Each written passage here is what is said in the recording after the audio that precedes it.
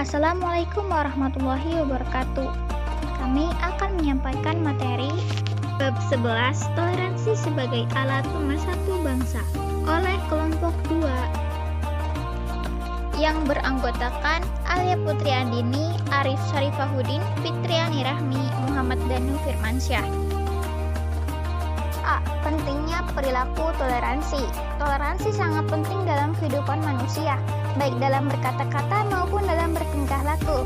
Dalam hal ini, toleransi berarti menghormati dan belajar dari orang lain, menghargai perbedaan, menjembatani kesenjangan di antara kita sehingga tercapai kesamaan sikap.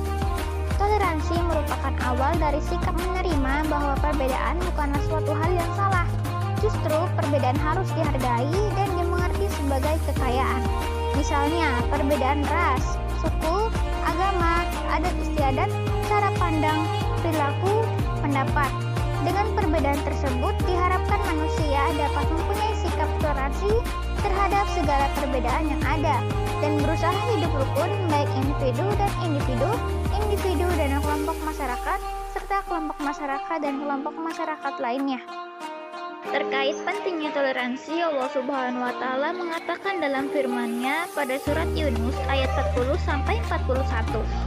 Yang artinya, dan di antara mereka ada orang-orang yang beriman kepadanya Al-Quran, dan di antaranya ada pula orang-orang yang tidak beriman kepadanya.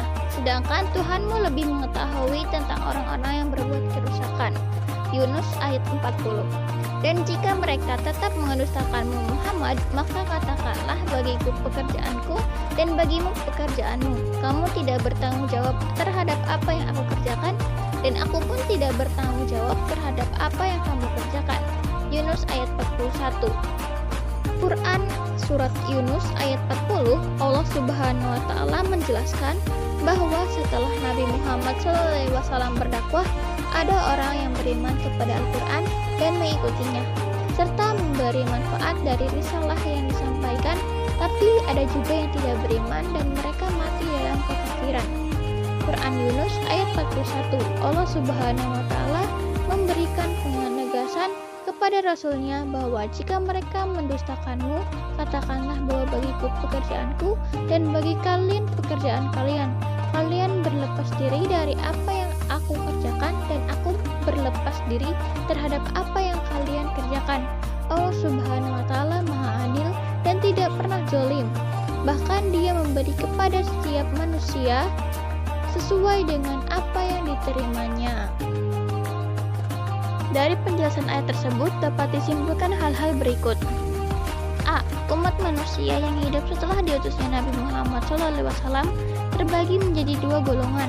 Dua golongan umat yaitu yang pertama adalah umat yang beriman terhadap kebenaran Rasul dan kitab suci yang disampaikan Nabi Muhammad SAW. Kedua adalah golongan umat yang mendustakan kerasulan Nabi Muhammad SAW dan tidak beriman kepada Al-Quran. B. Allah Subhanahu wa taala Maha mengetahui sikap dan perilaku orang-orang yang beriman yang selama hidup di dunia senantiasa bertakwa kepadanya. Begitu juga orang kafir yang tidak beriman kepadanya. C. Orang beriman harus tegas dan berpendirian teguh atas keyakinannya. Ia tegar meskipun hidup di tengah-tengah orang yang berbeda keyakinan dengan dirinya. Ayat di atas juga menjelaskan perlunya menghargai perbedaan dan toleransi. Cara menghargai perbedaan dan toleransi antara lain tidak mengganggu aktivitas keagamaan orang lain.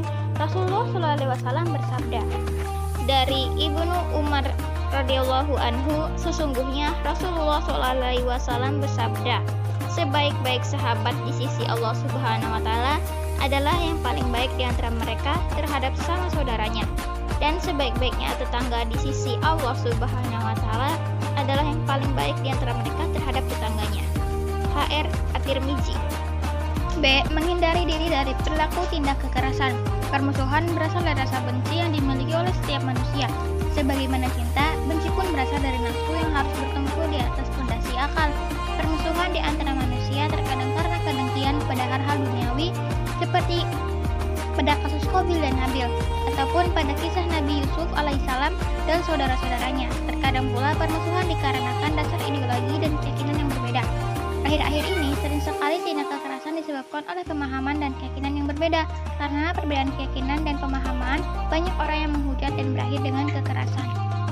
Islam melarang perilaku kekerasan terhadap siapapun. Allah Subhanahu wa Ta'ala berfirman pada surat Al-Maidah ayat 32, yang artinya, oleh karena itu kami tetapkan suatu hukum bagi Bani Israel bahwa barang siapa membunuh seseorang bukan karena orang itu membunuh orang lain, qisas, atau bukan karena berbuat kerusakan di bumi, maka seakan-akan dia telah membunuh semua manusia. Barang siapa memelihara kehidupan seorang manusia, maka seakan-akan dia telah memelihara kehidupan semua manusia. Sesungguhnya Rasul-Rasul kami telah datang kepada mereka dengan membawa keterangan-keterangan yang jelas, tetapi kemudian banyak di antara mereka setelah itu melampaui batas di bumi. Quran Surat Al-Maidah ayat 32. Allah Subhanahu wa Ta'ala menjelaskan dalam ayat ini bahwa setelah peristiwa pembunuhan Qabil terhadap Habil, Allah Subhanahu wa Ta'ala menetapkan suatu hukum bahwa membunuh seorang manusia sama dengan membunuh seluruh manusia.